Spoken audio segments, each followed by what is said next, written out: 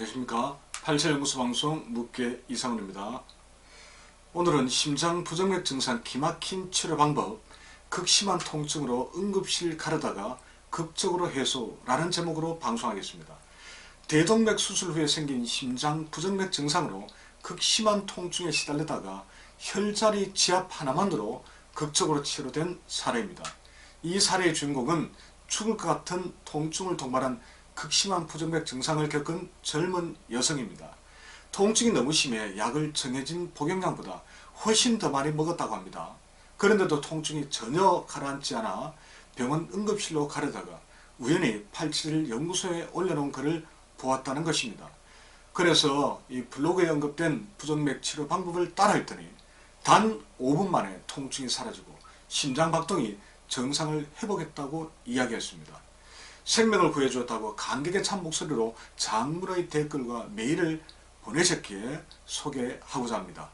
여러분들도 꼭 익혀두셨다가 본인이나 주변 분들이 이 심장 부정맥으로 힘들어할 때 활용해 보시기 바랍니다.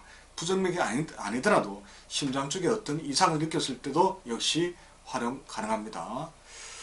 여성분이 보내주신 사례를 제 목소리로 대신 들려드리도록 하겠습니다.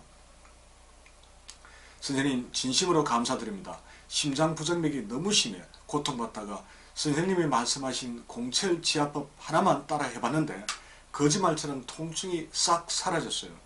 죽을 것만 같아 우울증에 정신병 걸리겠다 싶었는데 저를 살리셨어요.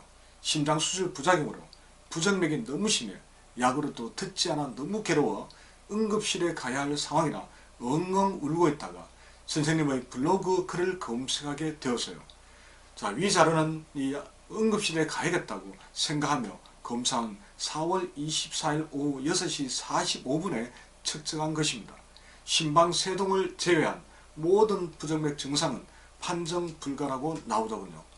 그래프가 일정하지 않고 중간중간 빨간 동그라미 친 부분처럼 심장이 이상하게 뛰고 있었습니다. 공철의 정확한 위치는 몰랐지만 비슷한 위치를 찾아서 아픈 곳 위주로 온 힘을 다해 지압한 지 30초 만에 두근거리던 심장이 점점 얌전해졌고 1분 만에 덜커덩거리던 것이 가벼워졌고 2분 정도 지나니 심장박동이 거짓말같이 정상으로 돌아왔습니다.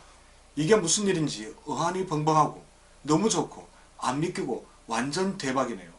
선생님, 절 살려주셨어요. 이 은혜를 어찌해야 할지요. 진짜 말도 안 돼요. 어떻게 이렇게 순식간에 좋아질 수 있는지. 약은 전혀 효과가 없었는데 마치 마법에 빠졌거나 꿈꾸고 있는 느낌입니다. 너무 행복해요. 혹시 우연히 잠깐 괜찮아진 걸까 하고 잠시 의심까지 했더랍니다. 그런데 누웠을 때 훨씬 심했던 증상이 누워도 편안해졌습니다. 공철 자극 후에 편안해진 심장 상태를 보여주는 측정 자료입니다. 앞선 측정 시간으로부터 약 20분 뒤에 측정한 것인데 모든 것이 정상입니다. 그래프 모양이 너무 깔끔하게 바뀌었습니다. 불과 20분 사이에 이런 놀라운 기적이 일어났습니다. 제 소개가 늦었네요. 저는 20대 후반의 여성으로 말판 증후군이라는 희귀병 환자입니다. 대동맥이 늘어나 자칫 찢어질 수 있는 질병인데 예방 차원에서 2달 전에 대동맥을 잘라내고 인조혈관으로 갈아 끼우는 대수술을 했습니다. 그런데 퇴원한 이후로 갑자기 부정맥이 생겼습니다. 심장이 수시로 덜커덩거리는데 미칠 것 같더군요. 심박수가 심할 때는 120까지 올라가기도 했습니다. 심전도 검사를 하니 심방세동이라고 했습니다. 인조혈관에 심장이 적응하지 못해 나타나는 증상이라면서 코다론이라는 부정맥 약을 처방해 주셨습니다. 그러나 전혀 효과가 없었습니다. 하루 하나씩 먹으라고 했지만 증상이 너무 심해 의사 선생님 몰래 하루에 3알에서 4알씩 먹었지만 그럼에도 효과가 없어 절망적이었습니다. 코다론은 심박수를 낮춰주는 약인데 너무 많이 먹으면 위험할 수 있다고 했습니다. 하지만 너무 힘들어 조금이라도 도움이 될까 싶어 주치의 선생님께 약을 제발 늘려달라고 간절하게 애원을 했는데도 거절당했습니다. 정말 막막하고 절망적이었습니다. 일상생활이 안 되는 것은 물론이고 잠마저 설치는 생활이 반복되었습니다. 이러다가 부정맥이 아닌 스트레스로 인한 정신병으로 죽는 건 아닐까 하는 생각이 들 정도였습니다.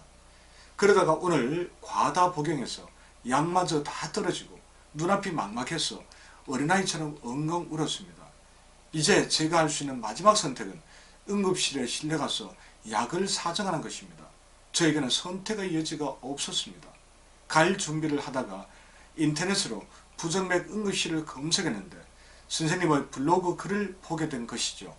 그런데 놀랍게도 약으로도 듣지 않던 심한 부정맥 증상이 고요하게 가라앉았습니다. 너무나 놀랍고 감사한 마음에 장문의 감사 댓글을 남기게 되었습니다. 선생님 진심으로 감사드립니다. 선생님은 제 생명의 은인입니다. 자, 지금까지 여성분이 보내온 내용입니다. 예전에 87연구소 블로그에 심장 부정맥을 치료하는 방법을 소개한 바가 있습니다. 유튜브 영상으로도 나갔죠. 자, 그 중에 하나가 공채혈을 자극하는 방법입니다. 공채혈은 예전에도 제가 언급했지만 여기 앞에 그림 모형이 보이죠. 여기 폐경락의 퇴원혈입니다. 예, 선수 첫째 손목이에요. 그리고 이 팔꿈치가 척태혈입니다. 이 퇴원에서 척태까지 12분의 7이죠. 척태에서부터 밑으로는 12분의 5가 됩니다. 제 팔을 기준으로 한다면, 자, 엄지손가락 있는 손목 부위 퇴원이고, 여기가 척태인데, 자, 퇴원부터 척태까지 12분의 7, 위에서 12분의 5입니다. 자, 척태에서 밑으로 조금 쭉 따라 내려가다 보면 이렇게 푹 꺼지는 자리가 있습니다. 약간 꺼지면서 통증이 좀 느껴집니다. 이 자리가 바로 공채혈입니다. 자, 이 공채혈은 쓰임이 매우 다양합니다. 자, 방금 말씀드린 것처럼 심장 부정맥이나 심장 박동의 이상은 물론 치질의 요혈이자 잦은 코피와 생리혈이 지나치게 많거나 멈추지 않을 때도 매우 효과가 좋은 혈입니다.